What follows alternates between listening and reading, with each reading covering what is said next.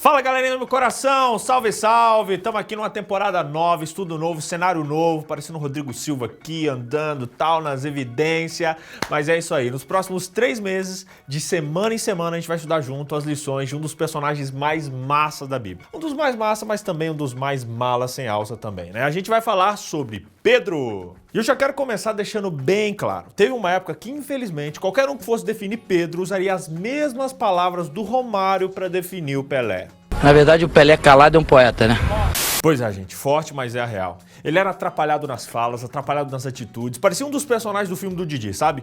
Pedro, o discípulo atrapalhado.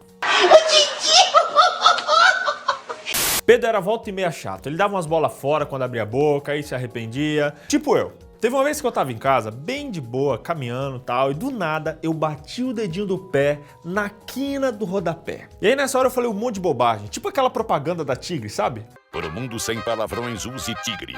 Ou então use palavrões fofinhos. Só que depois a gente se arrepende de ter falado tudo aquilo, tal, de não ter ajudado em nada. Pois é, Pedro era assim, tipo a gente, cheio dos arrependimentos. Quem carambolas foi Pedro? Anota a lista aí, hein? Pedro era um discípulo de Jesus e andava de cima para baixo com ele. Pedro foi um dos primeiros a ver o túmulo de Jesus vazio. Pedro é o cara que um dia, na beira da fogueira, com a galera bem underground, quando perguntado se ele era da turma de Jesus, ele deu um migué, um perdido e fingiu que não conhecia ele. Pedro era o porta-voz dos discípulos perante Jesus, ou pelo menos ele agia como tal. Pedro é idolatrado por muitos católicos por ser o fundamento da igreja, mas isso aí a gente vê mais adiante. Quando Jesus subiu para o céu, Pedro, de fato, tocou a igreja primitiva. Ele era um baita líder. Você pode dar uma conferida nisso lá em Atos e no livro de Gálatas também. Pedro é o cara que Jesus chamou de Satanás. Olha, não vale rir nem chamar o amiguinho por isso, hein? Por sinal, essa é uma boa história que a gente vai ver mais adiante. E por último, Pedro é o cara que andou sobre as águas. Gente, essa história mexe muito comigo. O meu sonho é andar sobre as águas. Você já andou? Lago congelado não vale, hein? Já fica o aviso. Galerinha burguesa, tal, que vive no pro States, pra Europa, tal, não brinquem em lagos congelados. Na primeira vez que a gente se depara com Pedro na Bíblia, ele é descrito como um pescador do Mar da Galileia. Essa história é legal. O cara tinha passado a noite ali no trampo pesado mesmo, jogando rede e nada, nem um peixinho. E aí chega Jesus vindo sei lá de onde, dizendo para tentar mais uma vez do outro lado do barco. Como assim? Mas tudo bem, já tentamos, não custa nada. E ele jogou a rede e ela veio lotada de peixes. E aí, depois do milagre, Pedro solta uma frase que até parece atrevida. Ele diz, Senhor, afasta-te de mim. Ou seja, sai pra lá, Jesus. Hã? Que deselegante. Né? Pois é. Ai, ai, ai. Só que Pedro continua e ele completa dizendo, afasta-te de mim porque sou um pecador. Ufa, Pedro não tá sendo sem noção, ele tá tendo noção demais. Pedro viu o contraste entre a santidade de Jesus e a pecaminosidade dele. Acho até que foi por isso que Pedro foi chamado. E vocês? Quem vocês dizem que eu sou? E aí Pedro responde cheio de convicção e ele diz, tu és o Cristo, Filho do Deus vivo. E Jesus respondendo finaliza, bem-aventurado és tu, Simão, porque essa revelação não veio por carne nem sangue, mas pelo meu Pai que estás nos céus. Ponto para Pedro. Parabéns, parabéns, parabéns. Pedro e depois os outros discípulos, embora alienados na ideia de que a vinda de Jesus a esse planeta seria glamurosa e tal, eles reconheceram quem Cristo era. Ele era o enviado, o Messias, o Filho do Deus vivo. E você? Você sabe quem Jesus é? Um outro episódio bacana é o dia em que Pedro andou sobre as águas. Jesus tinha acabado de mostrar o seu poder alimentando ali um monte de gente, uma multidão gigante, mais de 5.000 pessoas. E mais tarde à noite os discípulos estavam no barco, no mar revolto e tal, e Jesus apareceu para eles andando por cima das águas. Quando isso aconteceu, geral ficou com medo. Eles ficaram pensando, não, é um fantasma, tal. Imagina, morreram de medo.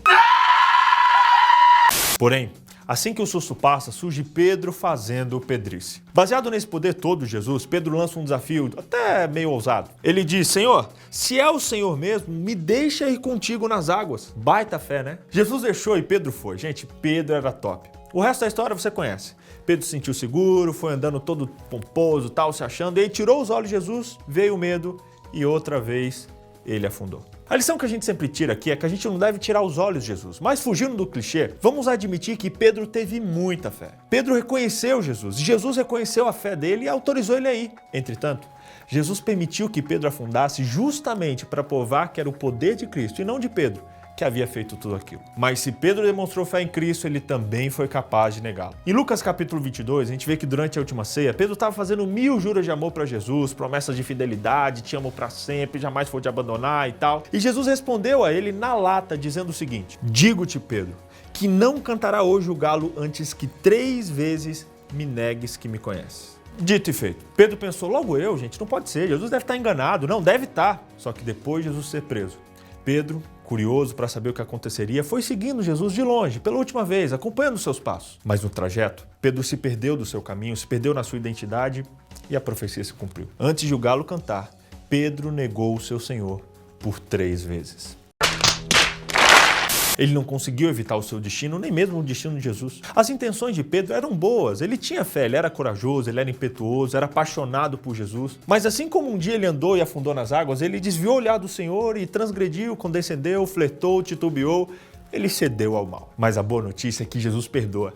E a história de Pedro é um testemunho maravilhoso de regeneração. Deus regenera e faz do discípulo trapalhão um tremendo líder na missão. Olha só, rimou. A lição que fica hoje, meu amigo, é que a sua queda não importa tanto quanto levantar-se dela. Suas más escolhas não precisam mais ser lembradas porque elas já foram perdoadas. Deus pode te renovar, pois só quem cria pode recriar. Ele faz novas todas as coisas, todas as criaturas e tudo nele fica novo. Romanos também traz um verso muito legal que diz assim: onde abundou o pecado, superabundou a graça. E por hoje é só, galera. Curtiu? Então deixe seus comentários aqui embaixo, seu like, seus compartilhamentos, para geral poder estudar com a gente, beleza? E segue ligadaço no canal que tem novidades por aí, que semana que vem vai ter uma nova lição pra gente estudar junto. Vem que semana que vem tem mais. Aquele abraço, falou!